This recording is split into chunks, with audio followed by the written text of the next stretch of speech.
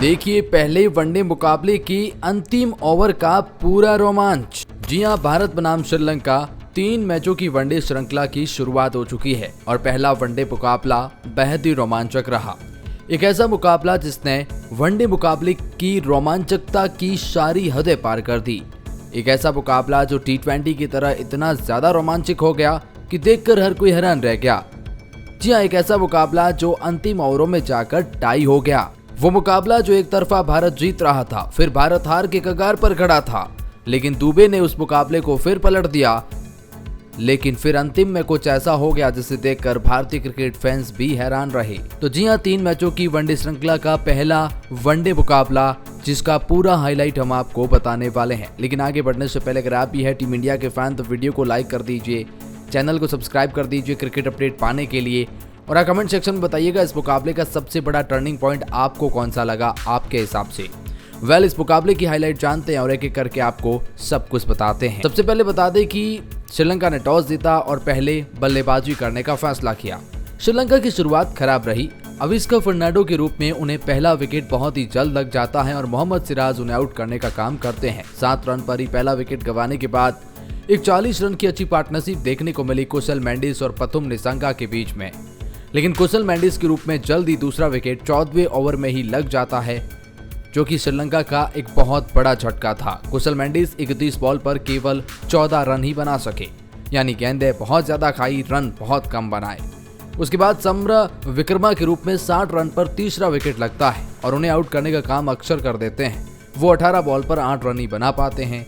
उसके बाद 30 रन की पार्टनरशिप देखने को मिली श्रीलंका जो कैप्टन है और पथुम निसंगा के बीच में, जो कि 3 मुकाबलों की T20 सीरीज में भी अच्छे थे और अब वनडे सीरीज में भी काफी अच्छे दिखे हैं।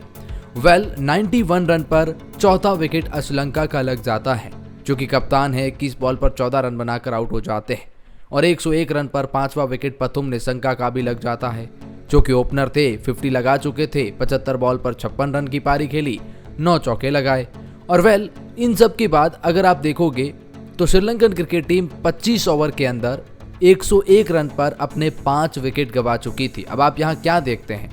यही देखते होंगे कि शायद 150 के आसपास ऑल आउट हो जाएंगे, क्योंकि अब तो मात्र एक ही बल्लेबाज जोड़ी बची है, उसके बाद तो कोई बल्लेबाज ही नहीं है, इनफैक्ट गेंदबाज खेलने आएंगे। लेकिन उसके बाद देखिए श्रीलंका ने काफी अच्छा काम किया, फिर वो जनित लियागे हो या दुनित वेलाल्गे हो, इन दोनों ने काफी अच्छा काम किया। इन दोनों के बीच में जो पार्टनरशिप देखने को मिली वो 40 रन की रही। उसके बाद जनित लियांगे जरूर आउट हो गए, जिन्हें अक्षर पटेल ने आउट करने का काम किया, लेकिन दुनित वेलाल्गे अभी भी वहां मैदान पर खड़े थे। 142 रन पर 6 विकेट गंवाने के बाद 178 रन पर 7वां विकेट जरूर लगा वानिंदु हसरंगा के रूप में, जिन्होंने 35 बॉल पर 24 रन की पारी खेली। इन्होंने भी अच्छी पार्टनरशिप दिखाई। लेकिन उसके बाद धनंजय डी सिल्वा ने भी काफी अच्छी पार्टनरशिप करी, और जो श्रीलंकन क्रिकेट टीम 101 रन पर 5 विकेट गंवा चुकी थी, जैसे तैसे दुनित वेलाल्गे के शानदार 67 रन की उस पार्टनरशिप के दम पर 230 रन बनाने में कामयाब रहे 8 विकेट के नुकसान पर 50 ओवर खेलते खेलते। मैं आपको बता दूं कि ये लक्ष्य कोई बहुत बड़ा नहीं था, और जिस हिसाब से भारत की शुरुआत हुई लगा कि मुकाबला शायद एक तरफा जाएगा, क्योंकि रोहित शर्मा और शुभमन गिल की ओपनिंग जोड़ी ने भारत को 10 ओवर के अंदर ही 70 रन बनाने में महारत हासिल करी। रोहित शर्मा की शानदार 50 देखने को मिली। रोहित शर्मा ये भूल गए थे कि वो T20 से संन्यास ले चुके हैं। जिस तरह से 47 बॉल पर 58 रन की पारी खेली, 3 छक्के 7 चौके, 123 की स्ट्राइक रेट, वनडे फॉर्मेट को T20 फॉर्मेट समझकर खेल रहे थे। लगा कि शायद भारत ये 30 और 35 ओवर मुकाबला खत्म करेगा, लेकिन 75 रन पर भारत को पहला विकेट शुभमन गिल के रूप में लगा, जिन्होंने 35 बॉलें तो जरूर खेली, लेकिन रन केवल 16 बनाए। 2 चौके जरूर लगाए, लेकिन आज वो बल्लेबाजी और उस लय में ही नहीं दिखाई दिए। 75 रन पर पहला विकेट अगर शुभमन गिल के रूप में लगा तो 80 रन पर ही दूसरा विकेट रोहित शर्मा के रूप में लगा। रोहित शर्मा वो खिलाड़ी जो काफी अच्छी बल्लेबाजी कर रहे थे, 58 रन पर आउट हो जाते हैं 47 बॉल पर।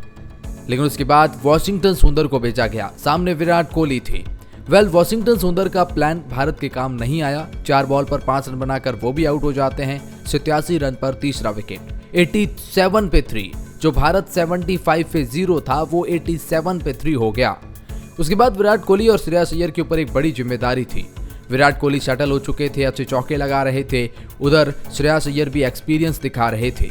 लेकिन एक ऐसी बॉल जिसने विराट कोहली को हसरंगा के द्वारा LBW आउट कर दिया गया। विराट कोहली वो खिलाड़ी जो 32 बॉल पर 24 रन की पारी खेलते हैं।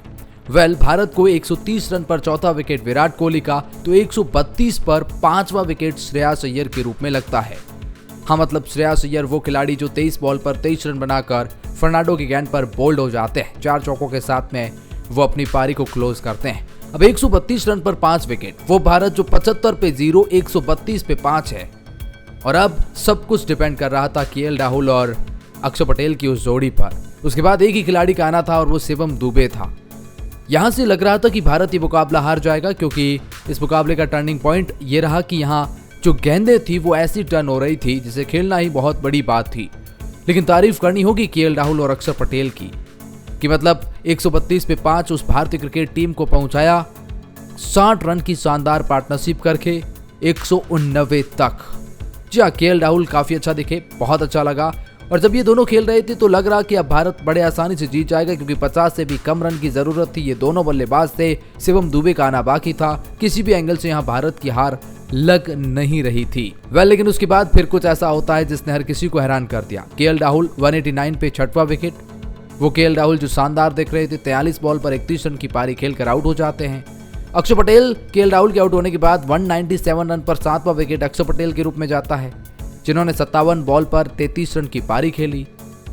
और उसके बाद अब भारतीय क्रिकेट टीम के साथ 3 विकेट थे और भारत को जीत के लिए अब 20-33 रन की जरूरत थी। 33-34 रन की जरूरत, 3 विकेट आपके हाथ में। शिवम दुबे और कुलदीप यादव क्रीज पर मौजूद थे।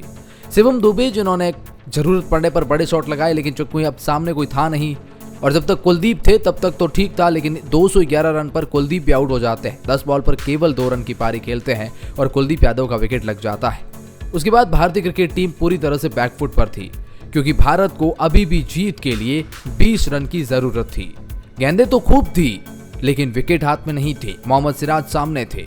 मोहम्मद सिराज और शिवम दुबे ने काफी अच्छी पारी खेली। मोहम्मद सिराज को सामने खड़ा रहना था और आज उन्होंने धैर्य भी दिखाया।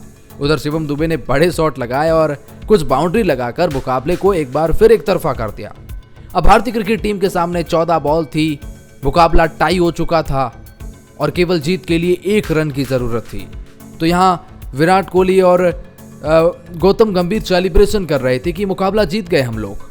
लेकिन उसके बाद फिर कुछ ऐसा होता है जिसने क्रिकेट जगत को हैरान कर दिया। हाँ, मतलब चरित अश्लंका की वो उस ओवर की 5वीं गेंद पर शिवम दुबे का एलबीडब्ल्यू आउट हो जाना। अब 13 बॉल थी, रन 1 जरूरत थी। यहाँ अर्शदीप सिंह चाहते तो शायद उस बॉल को डॉट करते या सिंगल लेने का प्रयास करते, लेकिन उन्होंने एक लप्पा घुमाया। अर्शदीप सिंह ने भी यहाँ एक बड़ा शॉट लगाने के चक्कर में अपना विकेट गंवा दिया और एलबीडब्ल्यू वो भी आउट हो जाते हैं। अर्शदीप चाहते तो सिंगल ले सकते थे, शिवम दुबे भी सिंगल ले सकते थे। शिवम ने तो डिफेंड करते हुए एलबीडब्ल्यू आउट हो गए, लेकिन अर्शदीप सिंह ने लप्पा मार के आउट हुए हैं। अर्शदीप सिंह भी उस स्कोर को टाई रखकर आउट हो जाते हैं। जो मुकाबला भारत पावर प्ले में 90% जीत गया। उसके बाद जब 5 विकेट लगे तो 90% हार गया। उसके बाद केएल राहुल और अक्षर पटेल जब तक थे तब तक 90% जीत गया। वो मुकाबला भारत टाई पर खत्म कर देता है। यह है इस मुकाबले की हाईलाइट, जहां कोई भी टीम नहीं जीत पाई।